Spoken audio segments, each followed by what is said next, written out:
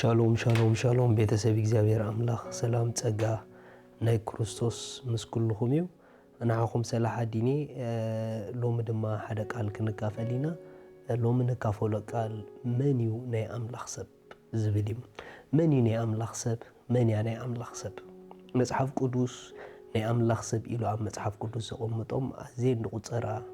ኣዝየን ውሑዳት ጽሑፋት እንደለዋ ስለ ናይ አምላኽ ሰብ ተጻሒፈን ዘለዋ ስለዚ ናይ አምላኽ ሰብ መን እዩ ናይ አምላኽ ሰብ መን ያ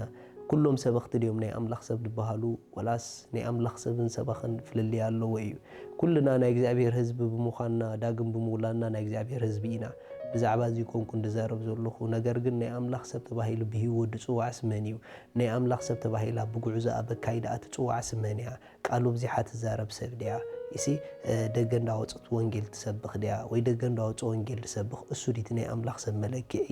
ወይ ሰባኺ ስለ ድኾንካ ዲኻ ናይ አምላኽ ሰብ መለክዒ ዝኸውን ቃል አምላኽ ስለ ድመሃርካ እሱ ዲ መለክዒ ናይ አምላኽ ሰብ ሪኹም ኣሕዋት ናይ አምላኽ ሰብን ሰባኽን ፍልልይ ኣለዎ ምናልባሽ ሰባኺ ናብ ናይ አምላኽ ሰብ ሂወቱ ክዓቢ ይኽእል እዩ ነገር ግን ኣብ መንጎ ናይ አምላኽ ሰብን ኣብ መንጎ ሰባኽን ፍልልይ ኣሎ እንዳ ሰበኽካ ናይ እግዚአብሔር ሰብ ክትኸውን ትኽእል ኢኻ ናይ እግዚአብሔር ሰብ ክትኸውን ትኽእል ኢኻ ድብሎ ዘለኹ ብሂወት ብናብራ ማለት እዩ ቃሉ እንዳመሃርኪ ቃሉ እንዳነገርኪ ነገር ግን ናይ እግዚአብሔር ሰብ ክትኾን ትኽእል ኢኻ ብሂወትኪ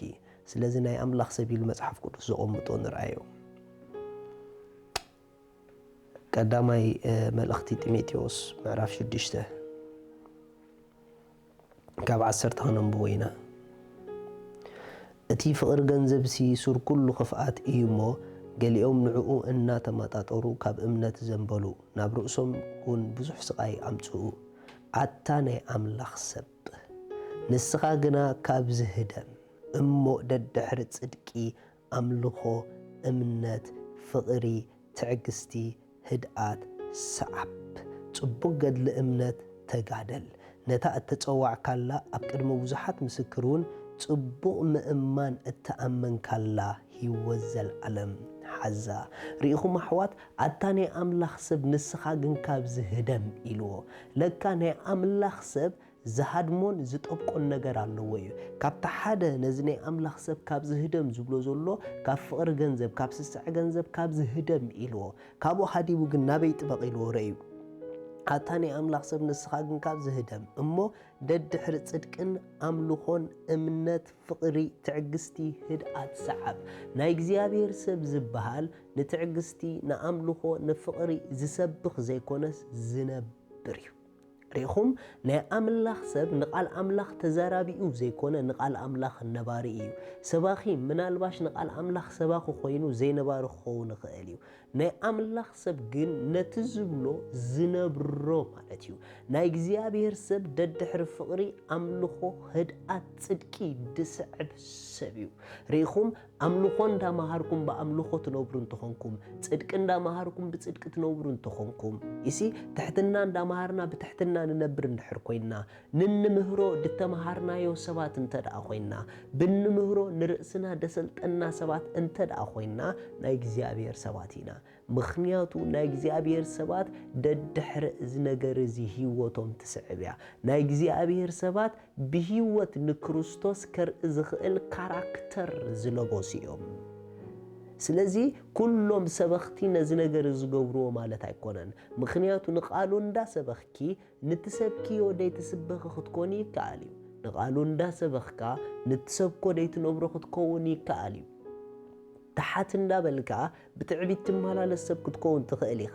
ናይ እግዚአብሔር ሰብ ግን ትምህርቱን ሂወቱን ሓደ እዩ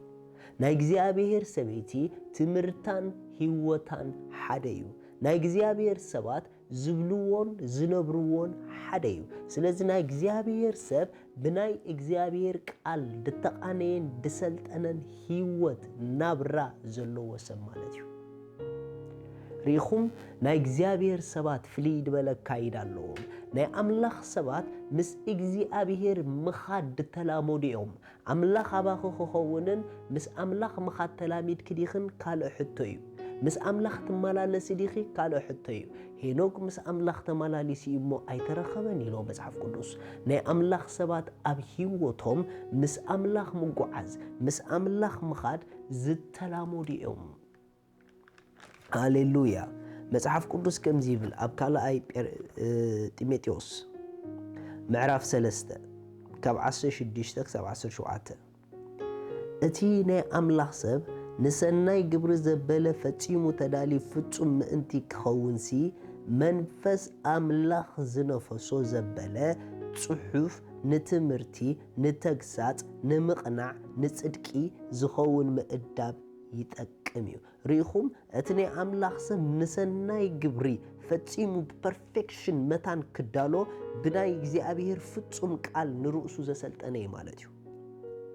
ፍጹም ምእንቲ ክኸውንሲ መንፈስ ኣምላኽ ዝነፈሶ ዘበለ ጽሑፍ ንትምህርቲ ንተግሳጽ ንምቕናዕ ንጽድቂ ዝኸውን ምእዳብ ይጠቅም እዩ ስለዚ ናይ እግዚኣብሔር ሰብ ብናይ እግዚኣብሔር ቃል ዝተኣደበ ህይወት ዘለዎ ብናይ እግዚአብሔር ቃል ዝተቃነየ ህይወት ዘለዎ ብናይ እግዚአብሔር ቃል ዝተመኽረ ህይወት ዘለዎ ናይ እግዚአብሔር ሰብ ኢልካ ጽውዖ ትኽእል ኢኻ ርኢኹም ብህይወቶም ናይ እግዚአብሔር ሰባት ተባሂሎም ዝጽውዑ በካይዶም ናይ እግዚአብሔር ሰባት በአገልግሎቶም ናይ እግዚአብሔር ሰባት ዝበሃሉ ስለ ድሰብኩ ደይኮነስ ንድሰብክዎ ስለ ዝነብሩዎ እዩ ናይ እግዚአብሔር ሰባት ብርሃን እዩ ናይ እግዚአብሔር ሰባት ንቃል አምላኽ ብህይወት ከርኢኻ ይኽእሉ እዮም ናይ እግዚአብሔር ሰባት ቃሉ እንዳሰምዑ ንርእሶም ዝጥብሩ ዘይኮነስ ንቃሉ እናገበሩ ዝገልጽዮም ናይ አምላኽ ሰብ በቃል አምላኽ በመንፈስ አምላኽ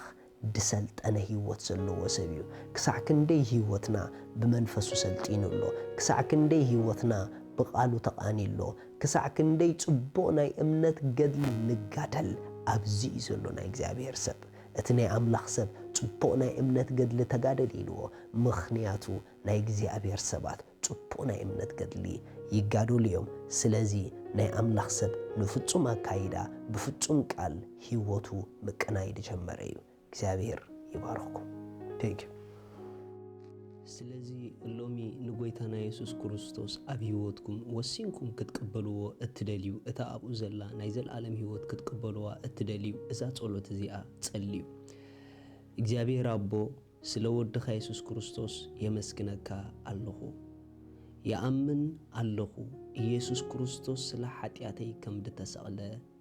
እዳ ኃጢአተይ ከፊሉ ከም ዝፈጸሞ ስለይ ከም ዝሞተ ብሳልሰይቲ መዓልቲ አምላኽ ካብ ሞታት ከም ዘተንስኦ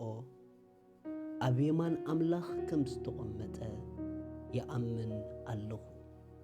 ኢየሱስ ክርስቶስ ናይ ህይወተይ ጎይታ እዩ ኢየሱስ ክርስቶስ አምላኸይ መድኃኒይ እዩ ካብዛ ሰዓት ንክርስቶስ ብምቕባለይ ሓድሽ ፍጥረት ውሉድ አምላኽ ኮይነ ኣለኹ መንፈስ ቅዱስ ብሽም ኢየሱስ በእምነት ናብ ውሽጠይ ይቕበለካ ኣለኹ አሜን እዚኣ ጸሎት ድጸለኹም ብጣዕሚ እኳ ሓጎሰኩም በዚ ታሕቲ ዘሎ ኣድራሻና ኮንታክት ግበሩና ኢኹም ሰድለይኩም ሓገዝ ክንለኸልኩም ኢና ሻሎም